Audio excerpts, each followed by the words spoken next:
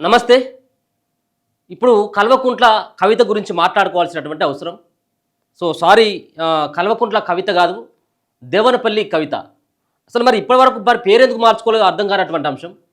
చాలామందికి దేవనపల్లి కవిత అంటే చాలామంది పరిచయం అవుతారు. అత్తగారింటి పేరు తర్వాత ఎవరైనా అత్తగారి పేరు మీద ఆ పేరు మారుతుంది. కానీ మరి కల్వకుంట్ల కవితకు మరి అవ్వగారి పేరే ఇప్పటివరకు ఇదే కంటిన్యూ అవుతూ ఉంది. కల్వకుంట్ల కవిత అంటే జనాలకు అర్థమైపోతుంది.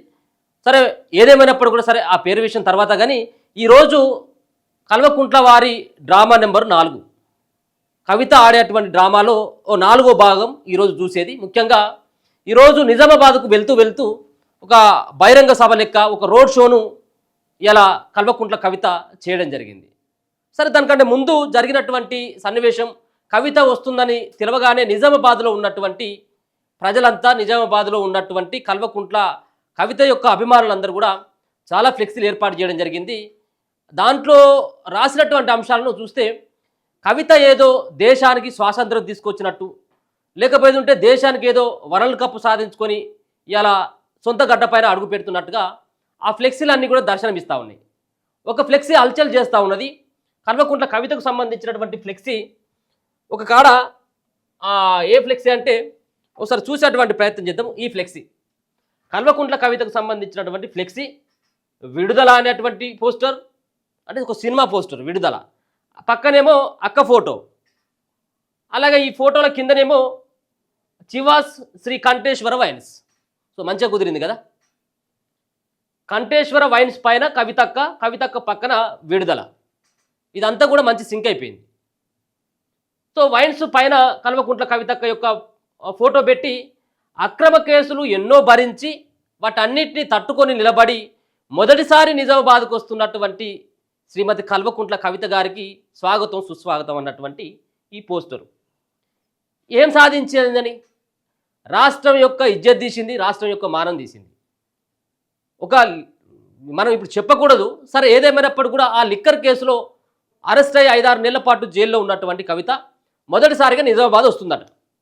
నిజామాబాద్ వస్తే ఇక ఒకటే హడావిడిగా స్వాగత తోరణాలు, ఈ తోరణాలు, ఆ తోరణాలు, అన్ని తోరణాలు కట్టిళ్ళు. లాస్ట్కి వచ్చేసరికి ఆమె ఇలా ఒక రోడ్డు మీద మీటింగ్ పెడతా ఉన్నది. ఏం మీటింగ్ అయ్యా అంటే అది బీసీలకు సంబంధించినటువంటి మీటింగు. బీసీలందరూ కూడా ఐక్యంగా ఉండాలి, 42% రిజర్వేషన్లు, న్యాయమైనటువంటి డిమాండ్. 42% దక్కాల్సిందే బీసీలకి. కానీ నీకు ఏ అర్హత ఉందని చెప్పేసి మాట్లాడుతూ ఉన్నావు. నిన్న బీజేపీ వాళ్ళు, అలాగే కాంగ్రెస్ పార్టీకి సంబంధించినటువంటి ఎమ్మెల్యే తీవ్ర స్థాయిలో విరుచుకోబడ్డారు కవిత మీద. నువ్వు లిక్కర్ దందా చేసి జైలు పాలయ్యి ఇలా బయటకు వచ్చినటువంటి నువ్వా చెప్తే మేము వినేదని ఆది శ్రీనివాస్ గారు, వేములవాడకు సంబంధించినటువంటి ఎమ్మెల్యే ఆది శ్రీనివాస్, బీజేపీ పార్టీకి సంబంధించినటువంటి అధికార ప్రతినిధులు విరుచుకోబడ్డారు కవిత మీద. నువ్వా పెట్టేది ధర్నా చౌకుల ధర్నా అని. నువ్వు ఏ మొహం పెట్టుకొని ఇంకా బయటకు వెళ్తా ఉన్నావు కవిత గారు? మీరు ఏ మొహం పెట్టుకొని బయటకు వెళ్తా ఉన్నావు? దాంట్లో చెప్తా ఉంది, నేను వస్తూ ఉంటే నాకు ఎదురుగా కొంతమంది గొల్ల కురుమలు వచ్చిండ్లు, గొర్రె పిల్లలు ఇచ్చిండ్లు, గొంగడి కప్పిళ్ళు, మరో పక్కన ముదిరాజులు వచ్చిండ్లు, నాకు చేపలు ఇచ్చిండ్లు, చేతులకు ఆ బుట్ట ఇచ్చిండ్లు అని చెప్పేసి ఏదో చెప్తా ఉన్నావు. అంటే మా బతుకులు ఇంకా అక్కడే ఉండాలి, నీకు ఇచ్చే కాడ ఉండాలి. నువ్వేమో స్టేజ్ మీదకి పోయి నిలబడి నువ్వు మాట్లాడాలి. నువ్వు నీ నాయన, నీ అన్న, మీరందరూ కూడా తెలంగాణలో ఉన్నటువంటి బీసీలకు చేసినటువంటి ఏ ఒక్క ఉపకారం ఏందో చెప్పు. ఏ ఒక్కరి బీసీల్లో, బీసీ నాయకుల యొక్క జీవితాల్లో కానీ, బీసీ ప్రజల యొక్క జీవితాల్లో కానీ, ఏ ఒక్కరి జీవితంలో కానీ వెలుగులనే నింపిల్లా? నువ్వు, నీ నాయన, నీ అన్న, నీ బావ, మీకు సంబంధించినటువంటి మీ అన్నో తమ్ముడో సంతోషరావు మీ బతుకులు మార్చుకున్నారు. కానీ కనీసం పేరగాని చెప్పులకు కూడా గతి లేనటువంటి కుటుంబాలు ఇలా వేల కోట్లకి ఇలా పడగలెత్తిండు. కల్వకుంట్ల కవితక్క పాత ఫోటోలు చూసినట్టయితే ఉంటే మనకు ఒకసారి పాత ఫోటోలను ఇప్పుడున్నటువంటి ఫోటోలను ఒకసారి కంపేర్ చేసుకున్నట్టయితే ఉంటే మనకు తెలుస్తుంది అసలైనటువంటి విషయం. నలిగిపోయినటువంటి చీర, ఇస్తిరి కూడా కనీసం పైసలు లేకుండా ఉన్నటువంటి ఆ చీరలు, ఇక హరీష్ రావు సంబంధించినటువంటి ఒక పక్కన అరిగిపోయినటువంటి చెప్పులు. ఇక కేటీఆర్ ఇట్లా సైడ్ బట్టి ఇట్లా పోతూ ఉంటాడు ఉద్యమం అవుతా అంటే. ఇప్పుడు కేటీఆర్ అనే ఇవ్వడానికి కూడా కనీసం గుర్తుపట్టినటువంటి పరిస్థితి. ఇవాళ మీ బతుకులు ఏంది? ఆ రోజు ఉన్నటువంటి మీ బతుకులు ఏంది? ఇవాళ మీరు వచ్చి బీసీ జీవితాలలో వెలుగులు నింపుతావు. నువ్వు ఆ వెలుగులు నింపేది. ఇవాళ మీ పార్టీకి ప్రెసిడెంటు మీ అయ్యా వెలుమ, వర్కింగ్ ప్రెసిడెంట్ మీ అన్న కేటీఆర్, జాగృతి అధ్యక్షురాలు నువ్వు. మీ పార్టీలో మీకు మాత్రమే మీ రావులకు వెలువలకే పదవులు తప్పించి ఇలా బీసీలలో మీరు ఎక్కడ మీరు బీసీలు ఏమైనా కనీసం ఎదిగేటట్టు చేసిల్లా? ఒకవేళ ఎదుగుతాళ్ళు అనుకున్నట్టయితే తొక్కే ప్రయత్నమే కదా. అటువంటి ప్రయత్నం చేసినటువంటి కల్వకుంట్ల కుటుంబంలో ఇలా మళ్ళీ కొత్త డ్రామాలు మొదలు పెట్టేందుకు కల్వకుంట్ల కవితక్క ముంగడికి వచ్చి ఈరోజు మాట్లాడుతూ ఉన్నది. నువ్వు మాట్లాడినటువంటి దానికి ఖచ్చితంగా నేను కౌంటర్ ఇచ్చేటువంటి ప్రయత్నం చేస్తా. దానికంటే ముందు ఇది లైవే నడుస్తూ ఉన్నది. పబ్లిక్ సంబంధించిన ఒపీనియన్ వాళ్ళు ఏం కామెంట్ చేస్తూ ఉన్నారో అదే చెప్తాను నేను. ఇప్పటికి లైవ్ నడుస్తూ ఉన్నది. ఈ కామెంట్లు నీకు ఒక్కటైనా కానీ పాజిటివ్కి వస్తే నేను దేనికంటే దానికి లిక్కర్ రాని 9 టేబుల్ నేను అనట్లేదు. ఒక మిత్రుడు అంటా ఉన్నాడు నాగిరెడ్డి, ఏమంటాడో ఒకసారి గుర్తు చూసుకో. ఒకసారి రిప్ బీఆర్ఎస్ ఎంత తొందరగా వీలైతే అంత తొందరగా కేసీఆర్, కేటీఆర్, కవిత, హరీష్ రావు, సంతోష్ రావు అందరిని అరెస్ట్ చేసి అండమాన్ జైల్లో యావజ్జీవ కారాగార శిక్ష విధించాలని చెప్తా ఉన్నారు. నువ్వు మాట్లాడేటువంటి మాటలు ఎవరు కూడా నమ్మరు కవితక్క. నువ్వు చేసినటువంటి కథే అది. మామూలు దాంట్లో ఎలిపెట్టినావు, సారదాందాలో ఎలిపెడితివి. అది ఇక మరోపక్క చాలామంది ఏమంటా ఉన్నారు. ఒకసారి ఇగో నేను చెప్పట్లేదు, చూపెడతా ఉన్నా. నేను నా నోటితోటి ఇక ఆ మురికిని ఇంకా నా నోటికి నేను ఇంక అడ్డించుకోలేను. ఇగో మొత్తం ఎంత పెడతా ఉన్నారు చూడరా అదులి. ఇగో అసలు మీకు మాట్లాడేటువంటి నైతిక హక్కే లేదు అని చెప్పేసి అంటా ఉన్నారు. ఇగో మీకు కవిత గారు గత 10 సంవత్సరాలు ఎంత ఆస్తులు ఉన్నాయి, ఎక్కడ బిజినెస్ చేసి ఆస్తులు సంపాదించినారు చెప్పాలి. తెలంగాణలో ప్రభుత్వ భూమిని కబ్జాలు చేసి అక్రమంగా సంపాదించిండు. నేను కాదు కదా అది రాసింది. జనాలు ఏమంటా ఉన్నారు ఒకసారి అర్థం చేసుకో. ఎవరు సోమనరసయ్య గారు అంటూ ఉన్నారు, పో అమ్మ పో అని అంటా ఉన్నారు. ఇగో ఇదంతా కూడా కల్వకుంట్ల కవితక్క. సరే మీ నాయన చేసినటువంటి తప్పులకి ఆల్రెడీ శిక్ష అనుభవిస్తూ ఉన్నాడు, ఫామ్ హౌస్లో పడుకొని రెస్ట్ తీసుకుంటా ఉన్నాడు. ఇంకా మీరు బయటకు వచ్చి మీ నాయన ఇజ్జతి, మీ పార్టీ ఇజ్జతి ఇంకా తీసుకోకు. కనీసం నువ్వు బయటకు వచ్చి మాట్లాడేటువంటి అర్హత లేదు. ఇలా నిజామాబాద్ ప్రజలకు ఏం చేద్దామని వస్తా ఉన్నావు? ఇంకా నేను చేసిన నా సక్కదానం చూడు, నా లెక్క మీరు వచ్చి ఇంకా ఢిల్లీకి వచ్చి దందాలు చేయాలని చెప్పేదానికి వస్తా ఉన్నావా? ఇంకా ఇవే బీసీలను ఉద్దేశించి మాట్లాడుతూ ఉన్నది. నువ్వు ఆ బీసీల గురించి మాట్లాడేది. ఉన్నటువంటి 32-33% ఉన్నటువంటి రిజర్వేషన్లను 18% మీ అయ్య తగ్గించాడు కదా. మీ అయ్య గలవకాడ కుక్కరు ఒకసారి అడుగుపో నాయన. మరి ఎందుకు మరి ఆ రోజు తగ్గించినావు? ఇలా మళ్ళీ కొత్త డ్రామా ముంగడికి వేసుకుని వచ్చి మా అన్నను అరెస్ట్ చేస్తారట, నన్ను అరెస్ట్ చేస్తే నేను మొత్తం ఇట్లా పిడికిలు బిగించిపోయినా నేను పిడికిలు బిగించి మళ్ళీ వచ్చినని చెప్తా ఉన్నది ఈమె. మా అన్నను అరెస్ట్ చేస్తే కుట్ర చేస్తూ ఉన్నారని చెప్పేసి అంటా ఉన్నారు. నువ్వు చేయలేదా అందా? ఇప్పుడు మీ అన్న చేయలేదా కథ?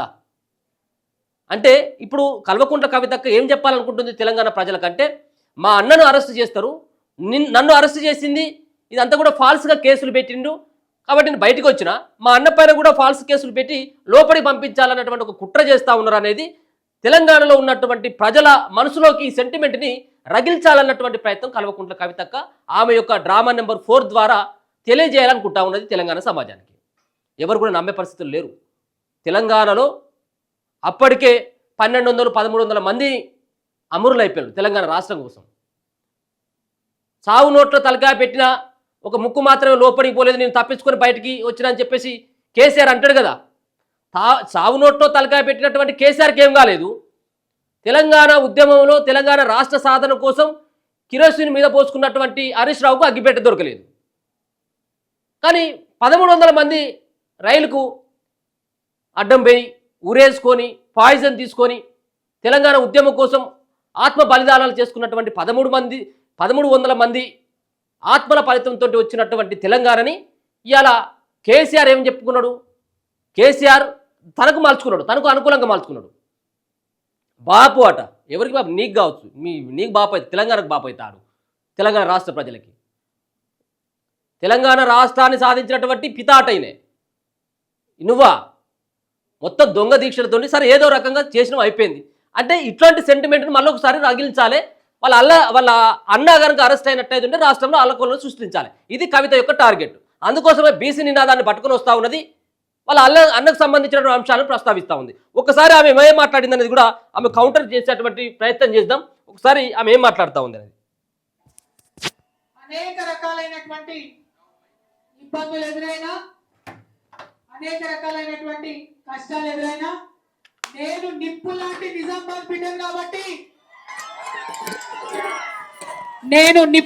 నిజామాబాద్ బిడ్డను కాబట్టి పిడికిలెత్తి అన్ని ఎదిరించి మళ్ళీ మీ దగ్గరికి ఈరోజు వచ్చిన పిడికి లాంటి గుర్తొస్తా ఉంది. నిజామా నిప్పు లాంటి బిడ్డవా నువ్వు? నువ్వు నిప్పు లాంటి బిడ్డవు కాదు, నువ్వు తుప్పు లాంటి బిడ్డవు. నువ్వు పిడికిలేగి ఇక ఒకసారి ఈ పిడికిల సంగతి చూద్దాం. ఈమె జైలుకు పెట్టేటప్పుడు ఇగో అదే కథ. కవిత జైలుకు పెట్టేటప్పుడు కూడా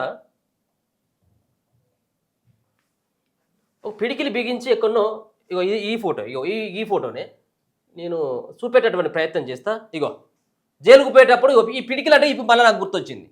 ఇగో ఈ పిడికిల ఫోటోనే జైలుకి వెళ్ళేటప్పుడు పోయినటువంటి ఇగో ఈ పిడికిల ఫోటో. మళ్ళీ పిడికిలు బిగించి మళ్ళీ నేను నిప్పు లేక వచ్చినావు. నిప్పు లెక్క వచ్చినట్టు అయితే ఒక వారం రోజులలో రావాలి, ఒక్క రోజులలో రావాలి. 5.5-6 నెలల పాటు వాళ్ళకెందుకు పోయినావు తల్లి మరి నువ్వు? ఇగో ఆమె పిడికిలి బిగించి నేను మళ్ళీ వచ్చినని చెప్తా ఉన్నది. అందరినీ కూడా నాకు మద్దతుగా నిలిచినందుకు హృదయపూర్వకంగా ధన్యవాదాలు తెలియజేస్తా ఉన్నా. ఈ వేదిక మీద ఉన్నటువంటి మా జిల్లా అధ్యక్షుడు గారు జీవన్ రెడ్డి గారు, మా పెద్దన్న బాజిరెడ్డి గోవర్ధన్ అన్న గారు, పాల్కొండ శాసనసభ్యులు ప్రశాంత్ రెడ్డి గారు, అట్లానే సీనియర్ నాయకులు పెద్దలు వీజీ గౌడన్న గారు, మరి రాజ్యసభ సభ్యులు అన్న గౌరవనీయులు సురేష్ రెడ్డి అన్న గారు, అదేవిధంగా షకీల్ అహ్మద్ గారి, ఇక్కడ ప్రశాంత్ రెడ్డి, ఆర్మూరు జీవన్ రెడ్డి, వీళ్ళు ఎవరైనా రెడ్డిలు కదా వీళ్ళు. నువ్వు పోయిందేమో బీసీ సభలకి, పక్కమేటేమో ఈ రెడ్డిలను పెట్టుకున్నది చూడుగా. కిందనేమో ఇప్పుడు ఈ చేపలు ఇచ్చిన వాళ్ళు, ఈ గొల్ల కుర్మలు గొంగడి కప్పిన వాళ్ళు, గొర్రె పిల్లలు ఇచ్చిన వాళ్ళు, వాళ్ళంతా కింద ఇవి సప్పట్లు కొట్టాలి. ఇవేమో ఇక్కడ ఉండి ఇవే ఉపన్యాసాలు ఇస్తాను అన్నట్టు. ఈమె ఈ ప్రయత్నం చేస్తా ఉన్నది. దానికి పోయి ఇంకేం మాట్లాడుతుందో విందాం. అట్లానే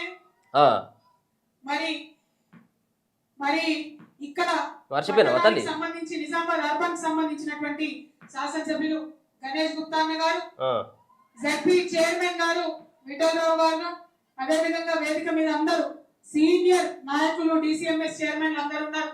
అందరికీ కూడా హృదయపూర్వకంగా నమస్కారాలు. కానీ అందరికంటే ఎక్కువ బతుకమ్మలు బోనాలు తీసుకొని వచ్చిన మా ఆడబిడ్డలకు ప్రత్యేకమైనటువంటి వందనాలు. ఇంత ఎండలో ఇంత కష్టపడి బోనాలు బతుకమ్మలతోని డప్పులతో ఎదురొచ్చినటువంటి మా అన్నలందరికీ కూడా హృదయపూర్వకంగా నమస్కారాలు. మరొక పక్క వలలేసుకొని, చేపలు పట్టుకొని, గొర్రె పిల్లలు పట్టుకొని, గొంగరేసుకొని, మరి పెద్ద ఎత్తున వెదురు బుట్టలతో ఎదురొచ్చినటువంటి మా బీసీ అన్నదమ్ములందరికీ కూడా హృదయపూర్వకంగా ధన్యవాదాలు తెలియజేస్తా ఉన్నారు. ఏం చేసినామని చెప్పేసి ఎదురొస్తారు వాళ్ళు. మామూలుగా ఉండదు జీవన్ రెడ్డి ప్లాన్. మామూలుగా ఆర్మూరు జీవన్ రెడ్డి తెలుసు కదా, మన పాండు తెలుసు కదా. ఇక ఇక్కడ ఉన్నాడు ఆర్మూరు పాండు ఉపాయాలు మామూలుగా ఉండయి. ఒకసారి వీళ్ళ అన్ననే తీసుకుపోయి మొత్తం ఇరుగ నూకేసాడు అక్కడ. అక్కడ ఏదో వ్యాన్ మించి సంపదాన్ని చూసిండో మరి ఎట్లా పాడైపోయిందో తెలియదు. కానీ పాండు మొత్తానికి ఆర్మూరు కాడ ఏదో ప్రచారం అవుతా ఉంటే కేటీఆర్ పోయి ఆ వెహికల్ మీద ఉంటే మొత్తం అది కూలి కింద జరైతే అలాంటి 2-3 పడ్డరు. కేటీఆర్ ఇంకా అందుకున్నారు. ఇంకా ఆర్మూరు జీవన్ రెడ్డి ప్లాన్ వేసినట్టు అది పక్కగా ఉంటుంది. ఇంకేదో ఉండొచ్చు వెనకాల. జీవన్ రెడ్డి మామూలుడు కాదు. జీవన్ రెడ్డి ఒక ఇంటర్వ్యూలో మాట్లాడుతూ ఉంటే నేను ఆ కేసీఆర్ ఫ్యామిలీకి కాపల కుక్క అని చెప్పి, కేసీఆర్ ఫ్యామిలీకి కాపల కుక్క అంటాడు. సో ఈయన పక్కకున్నట్టు ఏదో ఉన్నది ఉపాయం. ఒకసారి గతంలో ఈయన ప్రచార రథం పైన ఇగో చూడు,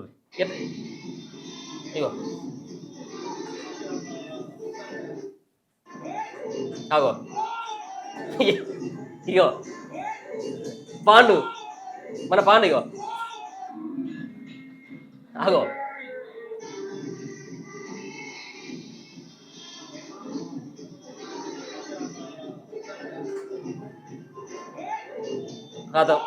కాతం అయిపోయింది. పొరల పడరా ఇట్లా ఉంటుంది పాండు కథ.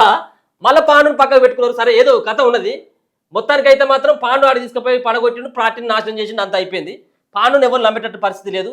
పాండు గతంలో నేను కేసీఆర్ కుటుంబానికి నేను కాపలి కుక్క లెక్క ఉంటా, నేను వాళ్ళు పోసిన గంజి తాగుతా, నేను వేసిన బిస్కెట్లు తింటా అని చెప్పేసి ఒక ఇంటర్వ్యూలో చెప్తా ఉంటాడు. సరే ఇక అది వేరే అంశం. ఇక నువ్వు ఇట్లా ఇంత పనికి వచ్చినావు బిడ్డ అని చెప్పేసి ఆర్మూర్లో ఉన్నటువంటి ప్రజలు తొక్కితే అలాంటి పాతాలని వేండు. మళ్ళీ ఇక కనీసం పత్తగులు లేడు. మళ్ళీ ఇలా కవితకు రావడంతో మళ్ళీ ఇలా ఎంటర్ అయ్యిండు.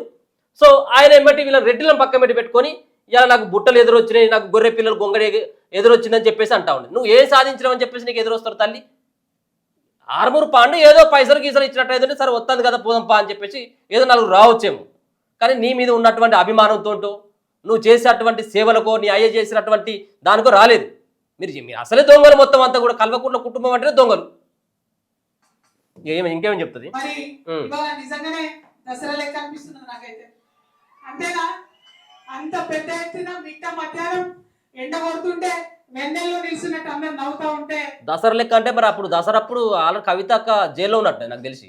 అప్పుడు దసరా పండుగ రాలేదు కాబట్టి ఒకసారి మళ్ళీ దసరా పండుగని గుర్తు చేసుకుంటున్నట్టుగా నాకైతే అనిపిస్తా ఉంది. దసరా పండుగ జైల్లో ఉన్నది కాబట్టి మనసు పులకరించిపోతా ఉన్నది. ఎందుకో నిజంగా పడ్డ కష్టం అంతా కూడా ఒక్క నిమిషంలో మర్చిపోయినా అని చెప్పి. ఏం పడ్డావు తల్లి నీకు? నువ్వు ఏ శిఖారులో ఏం పడ్డావు? నువ్వు ఏం కష్టపడ్డావు? నువ్వు మీ అందరూ కూడా తెలియజేస్తా ఉన్నారు. మీకు తెలుసు ఏంటో దేశంలో జరుగుతున్న పరిస్థితులు మీకు తెలుసు. మళ్ళీ ఎందుకు వచ్చినావు? కేసీఆర్ గారిని ఎదుర్కొనే దమ్ము లేక ధైర్యం లేక కేసీఆర్ గారి బిడ్డలైనటువంటి నా మీద రామన్న మీద కేసులు పెట్టే ప్రయత్నం చేస్తా ఉన్నారు. చెప్పడానికైనా ఇక మహిళ అయిపోయినా కూడా నేను ఏమనట్లేదు కానీ ఏది కేసీఆర్ని ఎదుర్కొనే దమ్ములే. వాళ్ళు ఎదుర్కొన్నటువంటి వాళ్ళు ఏమనాలి వాళ్ళను? మీ పార్టీ కనీసం మొన్న జరిగినటువంటి పార్లమెంటు ఎన్నికల్లో ఒక్క సీటైనా గెలిచిందా? మొన్న జరిగినటువంటి అసెంబ్లీ ఎన్నికల్లో కనీసం మిమ్మల్ని ఆదరించలే ఎవరైనా? ఇంకా కూడా కేసీఆర్ను ఎదుర్కొన్నటువంటి దమ్ము లేక ఇలా కేసీఆర్ బిడ్డలైనటువంటి ఆ కవితను అలాగే కేటీఆర్ను ఎదుర్కొనే దమ్ము లేక కేసులు పెడతాను అంటారు. నిజంగా కూడా ఒక తండ్రికి ఎప్పుడైనా కానీ ఒక సంతోషం ఎప్పుడు ఉంటుంది అంటే కడుపులో పుట్టినటువంటి పిల్లలు ఒక ప్రయోజకులు అయినప్పుడు, అంటే వాళ్ళు ఏదైనా సాధించినప్పుడు ఆ తండ్రి కానీ ఆ తల్లి కానీ చాలా మనసు అంతా కూడా కొంత ఆనందంగా ఉంటుంది. కానీ ఇదేందో అర్థం కాదు. కానీ పాపం కేసీఆర్కు ఆ విధంగా కూడా మనశ్శాంతి లేదు.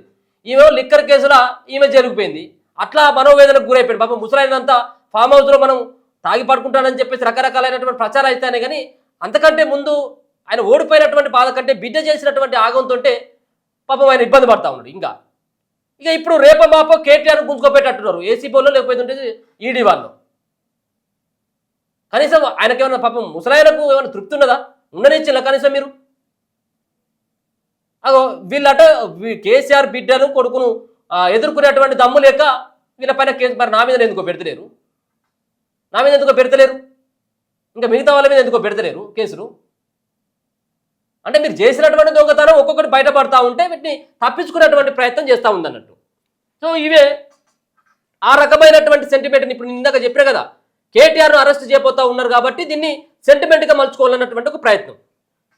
ఇంకా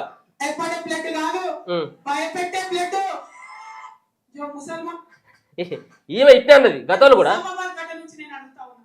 ఎక్కడ పోయింది?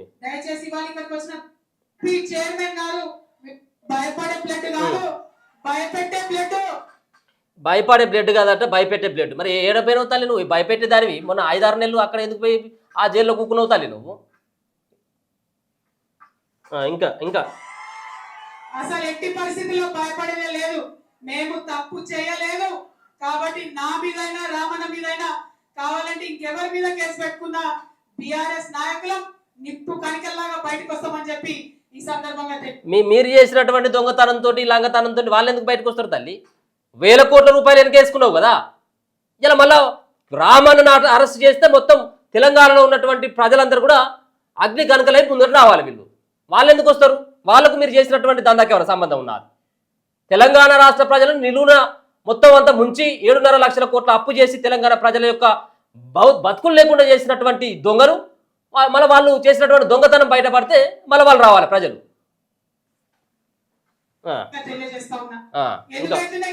ఎందుకు మీరు చేసినటువంటి దొంగతనం బయటపడతా ఉంది కాబట్టి అవుతుంది. ఎందుకైతేనే అక్క కేసులు అందుకే అవుతాయి. కేంద్రంలో మాట్లాడితే కేసు, చైనా వాడు బార్డర్ లోపలికి వచ్చిండు మరి చూసుకొని అంటే కేసు, మరి ప్రజలకు మంచి జరుగుతలేదంటే కేసు. ఇక రాష్ట్రం సంగతి అయితే చెప్పనే అవసరం లేదు. ముఖ్యమంత్రి పేరు మర్చిపోతే కేసు, భూమి ఇవ్వకపోతే కేసు, రైతు భూమి ఇవ్వకపోతే కేసు, ఫేస్బుక్ లో మా అన్నదమ్ములు ఒక చిన్న పోస్ట్ పెడితే కేసు, ట్విట్టర్ లో మా ప్రొఫెసర్ లేదన్నా అభిప్రాయం చెప్తే కేసు. అంతకంటే ముందు మన జరిగినటువంటి గతాన్ని ఒకసారి గుర్తు చేసుకోవాలి. సరే ఇప్పుడు ఈ ప్రభుత్వం చేస్తూ ఉన్నదని మనం ఎప్పుడు కూడా సమర్థించకూడదు. సో గతంలో మీరు చేస్తున్నటువంటి వ్యవహారం పైన కేవలం ఇట్లాంటి స్క్రీన్ పెట్టుకొని ఇదే సంబంధించినటువంటి స్టూడియోలో రగన్న మాట్లాడితే కేసు, అలాగే మీ అన్న నడిపిస్తున్నటువంటి ఇసుక క్వారీల గురించి ప్రశ్నిస్తే సంసారాలకి అక్కర రాకుండా కొట్టించినటువంటి చరిత్ర బీఆర్ఎస్ది. భూములకు సంబంధించినటువంటి దాంట్లో పోడు భూములను సాగు చేసుకొని బతుకుతా ఉన్నామయ్యా, మా భూములను లాక్కోవద్దని చెప్పేసి పసిపిల్లల తలలు రోడ్ల మీదకి వచ్చి వాళ్ళు ధర్నా చేస్తే పసిపిల్లలు చిన్నపిల్లలు పాలు తాగేటువంటి పిల్లలకి తల్లులకు ఎడబాపినటువంటి చరిత్ర మీ అయ్యది. నువ్వు చేసింది ఏం చక్కదనం ఉన్నది? నువ్వు చేసింది ఏం చక్కదనం ఉన్నది? పోలీసులతోటి ఏ విధంగా అనగదొక్కినో తెలియదా? 13 మందిని లాకప్ డెత్తులు చేపించిండు మీ ప్రభుత్వంలో కాదా? దీని గురించి ఎవరు అడగరు. అంటే మర్చిపోయాను కావచ్చు జనాలంతా పిచ్చోళ్ళు కావచ్చు. ఇలా కల్వకుంట్ల ఫ్యామిలీ మాత్రమే ఇలా తెలియగలటువంటి ఫ్యామిలీ అని చెప్పేసి నువ్వు అనుకుంటున్నావు కవితక్క. అది కాదు. జనాలందరూ కూడా చాలా చైతన్యవంతులు అయిపోయినారు. తెలంగాణ ఉద్యమంలో ఏ రకంగానైతే ప్రజలని అమాయకులను గొర్రెలను చేసి మీరు ఆడుకున్నారో అటువంటి పరిస్థితి ఇప్పుడు లేదు. చాలా ఆల్రెడీ మార్పు వచ్చింది తెలంగాణలో ఉన్నటువంటి ప్రజలకు. మీరు చేసినటువంటి వ్యవహారాలు, మీ నాయన చేసి, మీ అన్న చేసి, మీ బావ చేసినటువంటి వ్యవహారాలన్నీ కూడా ఇలా తెలంగాణలో ఉన్నటువంటి ప్రతి ఒక్కరు మార్పులో ఉన్నటువంటి ప్రాంతంలో ఉన్నటువంటి వాళ్ళందరూ కూడా తెలుసు. ఇంకా ఫేస్బుక్ లో మా అన్నదమ్ములు ఒక చిన్న పోస్ట్ పెడితే కేసు అంటే ఇంత భయం ఎందుకు? నిజాన్ని ఫేస్ చేయలేరా? మేము లేవా 10 ఏళ్ళ అధికారంలో? ప్రజలు మమ్మల్ని అనలేదా? మాటలు భరించినాం. ఎందుకంటే బరువు ఎత్తుకున్నాడు, బాధ్యత ఉన్నాడు, 10 మందికి పని చేయాల్సినాడు, ఓపికతో ఉండాలి. ప్రజలకు కష్టాలు వస్తాయి, వాళ్ళకి ఇబ్బంది అవుతుంది. ఇబ్బంది అయితే నువ్వు పరిష్కారం చేస్తావని నీకు నాయకత్వం ఇస్తారు. పుట్టిగా అయ్యారు, టైం పాస్ ఇయ్యారు. ఓకే, ఆయన ఇచ్చినటువంటి హామీల పైన కన్ఫామ్గా 6 గ్యారెంటీలు కావచ్చు, 400 హామీలు కావచ్చు, వీటన్నిటిపైన నెరవేర్చేదానికి కొట్టాడాల్సినటువంటి అవసరం ఉన్నది కాదనట్లేదు. దాంట్లో సంవత్సర కాలం అయితే ఉన్నది, ఇంకా ఉంది. ఇంకా ఎందుకంటే ఇంకా వీళ్ళు ఇంకా ఎగురుతూ ఉన్నారు. కానీ నేనేమంటా ఉన్నానంటే ఏ ప్రభుత్వానైనా కానీ నిలదీయాల్సినటువంటి అవసరం ఉన్నది. సమయం ఇద్దాం. మీ అయ్య చేసినటువంటి 9.5-10 ఏళ్ల పాటు పరిపాలించినటువంటి మీరు ఏం చేసిందో ఒకసారి హనుమాన్ దాస్ చెప్తా ఉన్నాడు. ఒక చిన్న కామెంట్ చదివేటువంటి ప్రయత్నం చేద్దాం. మీ అయ్య చెప్పిన ఉచిత ఎరువులు 1, KG to PG ఉచిత విద్య, నిరుద్యోగ భృతి, ఇంటికొక ఉద్యోగం, ప్రాంతీయ కంపెనీల ఉద్యోగాల గురించి మీ అయ్య చెప్పిన మాటల గురించి చెప్పక్క అంటాను. చెప్పు ఒకసారి చెప్పక్క. దళిత ముఖ్యమంత్రి ఎక్కడ పా? బిడ్డ వస్తే ఎక్కడ పంటది? అల్లుడు వస్తే ఎక్కడ పంటాడు? గొర్రె పిల్లని ఎక్కడ కట్టేస్తావు? కోడి పిల్లని ఎక్కడ కమ్ముతావు? డబుల్ బెడ్రూమ్ ఇల్లు ఇస్తా అని చెప్పేసి అన్నటువంటి కేసీఆర్ ఎక్కడ దాచుకోడక్క? దీని గురించి చెప్పవక్క. మర్చిపోయాలనుకుంటావు. చాలా ఇప్పుడు ఇందాక చెప్పినా కదా, చాలామంది జనాలందరూ కూడా చైతన్యవంతుల ఇల్లు. నీ అయ్య చెప్పినటువంటి ఉచిత ఎరువులు, KG to PG ఉచిత విద్య, నిరుద్యోగ భృతి, ఇంటికో ఉద్యోగం ఇటువంటి కల్పిస్తానన్నటువంటి నీ అయ్య ఎక్కడ తాగి పడుకున్నాడు ఫామ్ హౌస్లో అని చెప్పి జనాలు అడుగుతా ఉన్నారు. దీనికి సమాధానం చెప్పు. ఏదో లేని అభూత కల్పనలు సృష్టించి ప్రజలను ఏదో పక్కదారి పట్టించాలన్నటువంటి ప్రయత్నం చేస్తూ ఉంటే ఇలా సారదందా చేసి జైలుకు వెళ్ళినటువంటి నువ్వా చెప్తే మేము వినేది? నీకు సంబంధించినటువంటి నీ కుటుంబంలో ఇంకా బీఆర్ఎస్ పార్టీకి ఎవరైనా కానీ నీ కుటుంబం తప్పించి ఇంకెవరైనా చెప్తే ఇంటర్ కావచ్చేమో, కానీ నువ్వు, నీ అన్న, నీ బావ, మీ అయ్య మీరు చెప్తే ఎవరు కూడా వినే పరిస్థితులు లేరు. మీరు చేసినటువంటి బట్టబాజు పనులన్నీ ఇలా తెలంగాణ సమాజం ముందుంది. తెలంగాణ సమాజం ముంగట అది ప్రతిక్షణం కనిపిస్తూనే ఉన్నది. మీరు చేసినటువంటి పాపాలతో ఇలా రాష్ట్రం అంతా కూడా అగమ్య గోచరంగా తయారైపోయినటువంటి పరిస్థితి. ఇలా మిగులు బడ్జెట్ తోటి ఉన్నటువంటి రాష్ట్రాన్ని అప్పుల కుప్పగా చేసి రాష్ట్రంలో 7.5 లక్షల కోట్ల అప్పు చేసి ఇలా రాష్ట్ర ప్రజల యొక్క జీవితాలని బజారు మీద పడేసినటువంటి ఒక నీచమైనటువంటి చరిత్ర బీఆర్ఎస్ పార్టీలో ఉన్నటువంటి కల్వకుంట్ల కుటుంబాన్ని అని చెప్పేసి 100% చెప్తాం. దానిపైన మాట్లాడు. ఇదేదో లేనిదోటి ఉన్నది లేనిది కల్పించి ఇలా అభూత కల్పనలు సృష్టించేదో చూమంతరు అన్నట్టుగా ఇలా ప్రజల మీద రుద్దుతామంటే అది కుదరనటువంటి పని. మీ అయ్య చేసింది ఏదో చెప్పు. ఇంకా మామూలు మాటలు కాదు ఇక అనేది. నేనైతే మాత్రం ఇక ఇంటికి పోయిన తర్వాత ఏమన్నా చేసుకుంటాను, కానీ నువ్వు కాబట్టి జర ఇంకా అది ఎందుకంటే కల్వకుంట్ల కుటుంబం కాబట్టి కొంత ధైర్యం ఎక్కువ ఉంటుంది. ఏదైనా చేసుకోవడానికైనా కానీ కొంత ఇబ్బంది పడతా ఉంటారు. సో మామూలు తిట్లా ఒక్కసారి ఓపెన్ చేసుకొని చూసు. మీకు సంబంధించినటువంటి ఏదైనా సోషల్ మీడియా ఉంటే నిన్ను ఏమని తిడతా ఉన్నారో ఒకసారి చూసుకోండి. ఇగో ఈ లిక్కర్ అక్క కల్వకుంట్ల ఎలా అవుతుందిరా బాబు? నన్నే అంటాను, నన్నే తిడతాను. నిన్ను అక్క కల్వకుంట్ల కవితక్క అంటే నన్నే తిడతాను. ఆమె కల్వకుంట్ల కవితక్క కాదు, ఆమెకు పెళ్ళి అయిపోయింది, వాళ్ళకు సంబంధించిన అత్తగారింటి పేరు ఉంటుంది దేవనపల్లి అని నన్ను తిడతా ఉన్నారు. ఇగో మీ తెరాస ప్రభుత్వంలో మాట్లాడితే కేసులు, లాఠీ చార్జులు, జర్నలిస్టులకు ఇస్తానన్న డబుల్ బెడ్రూమ్ ఎక్కడ పోయినాయని అడుగుతా ఉన్నారు. నాకన్నా ఇంకా కొంచెం సమాచారం తక్కువన్నది కానీ జనాలకు క్లారిటీతో ఉన్నారక్క. బంద్ చేయి నీ డ్రామాలు, బంద్ చేయి నీ ఫ్యామిలీ డ్రామాలు, బంద్ చేయి కల్వకుంట్ల డ్రామాలకు సంబంధించినటువంటి ఎపిసోడ్లకు ఫుల్ స్టాప్ పెట్టుర్రి. మీరు నమ్మేటువంటి పరిస్థితుల్లో జనాలు లేరు. ఇక ఇప్పుడు కేవలం ఏది మీ మాట వినేదానికి ఇట్లా వస్తాను అనుకుంటారేమో మీరు, కానీ మీరు ఏదో ఆ డబ్బులు ఇస్తారు కాబట్టి కొంత రావచ్చేమో. నీ మీద అభిమానంతో ఎవరు వచ్చే పరిస్థితుల్లో లేరు, రారు కూడా. ఇంకా ఆ విషయం మర్చిపోయి ఇవాళ కేంద్రంలో గాని రాష్ట్రంలో గాని ఎదురు మాట్లాడితే కేసులు పెట్టేటటువంటి పరిస్థితి ఉంది. అందుకే చెప్తా ఉన్నా, ఈ కేసులు మమ్మల్ని బయటకలేవు. ప్రజల నుండి వచ్చిన వాళ్ళం, ఉద్యమం చేసి తెలంగాణ రాష్ట్రం సాధించుకొని తీసుకొచ్చినటువంటి గులాబీ పార్టీ వాళ్ళం. ఇగో ఎక్కడ కవితక్క ముఖం, ఇక్కడ తల్లి ముఖం చూడు, తెలంగాణ తల్లి ముఖం. వాళ్ళ అయ్య తయారు చేయించిన విగ్రహం ఇది. పాత విగ్రహం ఎట్లా ఉన్నది, సేమ్ లేదు, సేమ్ కవితక్క ముఖం లెక్క లేదు. అందుకే ఇప్పుడు తెలంగాణలో కొత్త విగ్రహం మార్చింది. అందుకే బిడ్డ లెక్క తయారు చేయించుకున్నాడు కాబట్టి మళ్ళీ కొత్త విగ్రహం తయారు చేయించింది అన్నట్టు. సో ఇంకా ఒక ప్రచారాన్ని, ఒక ప్రాపగాండని ఇలా కేంద్రానికి భయపడం, ఇలా రాష్ట్రానికి భయపడం. వీళ్ళ నాయన ఇంకేమని చెప్పిండు నాయన, ఇక్కడ ఇది మొదటి దానికే లేదురా అంటే ఇంకో రెండో సంబంధం కోసం పోయినట్టుగా. ఇక మన కేసీఆర్ ఏమన్నాడు, ఇలా దేశ రాజకీయాలు చేద్దామా, దేశ రాజకీయాలకు నన్ను పంపిస్తామన్నారు. అట్టే పంపించారు, కథ అట్టే పేరు. ఇక ఆ విధమైనటువంటి ప్రగల్భాలు పలకడంలో ప్రజల పక్షాన ఉంటామని ఈ సందర్భంగా తెలియజేస్తాము. మరి ఇక్కడ మా ఆడపిల్లలు చాలా మంది వచ్చినారు, డిగ్రీ చదువుకున్న పిల్లలు చాలా మంది వచ్చినారు. వాళ్ళందరూ నేను అడుగుతా ఉన్నా, మీకు స్కూటీలు వచ్చినా బిడ్డ? ఆ కెమెరా వాళ్ళు అసలు చూపి మా వాళ్ళు చెప్తున్నారు స్కూటీలు రాలేదట. ముఖ్యమంత్రికి పోయేదాకా తెలవాలి ఈ సంగతి, స్కూటీలు రాలేదట. మా అక్క చెల్లెలు ఉన్నారు, ఎవరికైనా తులం బంగారం వచ్చిందా? తులం బంగారం వచ్చిందా? ఎవరికైనా 2500 వచ్చినాయా? महालक्ष्मी स्कीम వచ్చిందా? ఏమీ లేదు. यहाँ हमारे इतने सारे मुसलमान भाई है, बहुत सारे बातें करे, क्या बोले 4000 करोड़ देते एक साल में बोले. कुछ दिए నేను ఏమంటా ఉన్నా, వీళ్ళు ప్రజల్ని ఏ విధంగా మభ్యపెట్టాలో మొత్తం అన్ని విద్యలు తెలుసు వీళ్ళకు. అన్ని కళలు వీళ్ళ కల్వకుంట్ల ఫ్యామిలీకి మొత్తం అన్ని అబ్బినాయి. అసలు ఒక 2 నిమిషాలు కనుక వీళ్ళ స్పీచ్ కనుక విన్నట్టయితే ఆ విధంగా వాళ్ళ వైపు లాక్కునేటువంటి ప్రయత్నం చేస్తారు. అది మాత్రం కల్వకుంట్ల చంద్రశేఖరరావు కొడుకు బిడ్డకైతే అప్పచెప్పిండు అబ్బా. ఆ కళలు మాత్రం ఉన్నాయి, లలిత కళలు.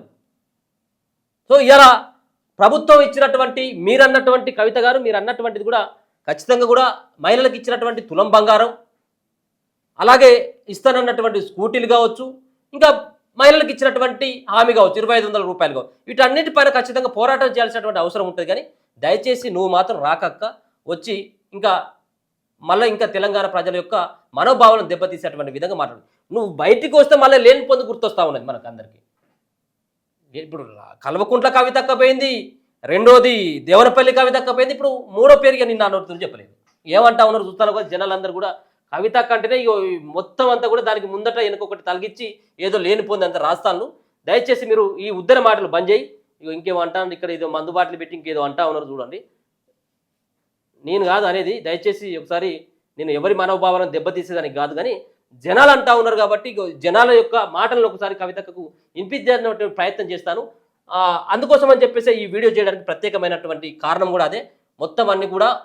మొత్తం ఈ అన్ని అబద్ధాల మాటలతోటి జనాలను నమ్మించి రాష్ట్రంలో ఉన్నటువంటి ఎవరైతే ప్రజలు ఉన్నారో ఆ రాష్ట్ర ప్రజల్ని వాళ్ళ అన్న అరెస్టు వైపు మళ్లించాలి.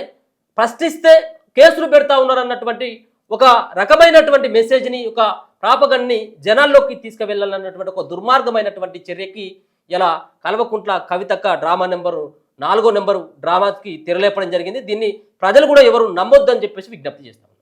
చూస్తూనే ఉండండి మనతో.